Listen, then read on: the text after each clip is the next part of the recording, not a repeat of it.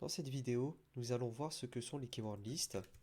Une keyword list, c'est une liste de tuples à deux éléments. Dans chaque tuple, on va voir comme premier élément un atome. Donc ça va être notre clé. Ici, on va prendre name. Et ensuite, on a une valeur qui peut être de n'importe quel type.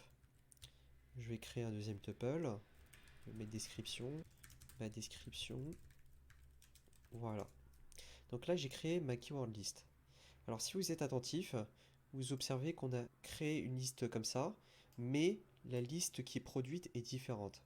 En fait, ces deux listes sont équivalentes. Quand vous créez une liste avec des tuples à deux éléments, dont le premier élément est un atome et le deuxième élément est une valeur de type quelconque, ça va se transformer en une keyword list. Une keyword list, c'est une liste de clés-valeurs. Donc l'atome va se transformer en une clé et la valeur est conservée. Alors vous pouvez vous demander à quoi servent les keyword lists. En fait, les keyword lists, vous allez les trouver un peu partout dans Elixir. Je suis sur la page GitHub de Ecto. Donc Ecto, c'est la librairie qui va nous permettre d'interagir avec notre base de données. Généralement, nous, ça va être PostgreSQL. Donc je vais descendre un peu. Et là, on a du code qui concerne Ecto. Donc là, je vais zoomer un peu.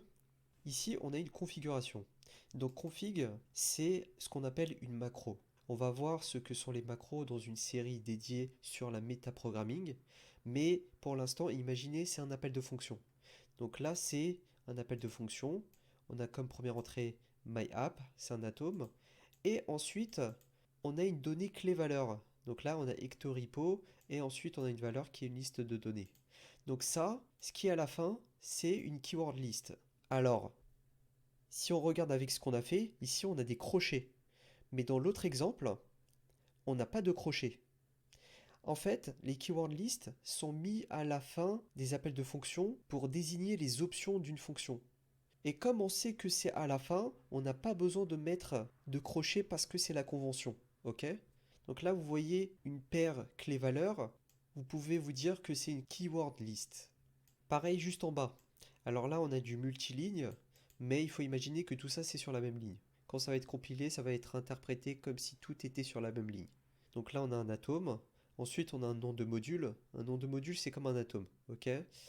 Et enfin, on a des clés-valeurs. On a des paires clés-valeurs. Donc tout ça, comme c'est à la fin, tout ça, c'est un seul paramètre de l'appel de la fonction. Et c'est donc une keyword list. Alors en bas, qu'est-ce qu'on a? On a un use. Donc le use prend un nom de module qui correspond à un atome. Alors je précise juste, quand je dis que c'est un atome, c'est parce que ça commence par une majuscule. Les noms de modules qui commencent par une majuscule correspondent en fait à des atomes. À la suite du nom de module, qu'est-ce qu'on a? On a des clés-valeurs. Donc vous voyez systématiquement, les paires clés-valeurs sont mises à la fin. Et ça va constituer une liste de clés-valeurs. Donc on considère ça comme une keyword list. On va descendre un peu. Donc field, qu'est-ce que c'est? C'est une macro aussi. Ça va prendre un atome.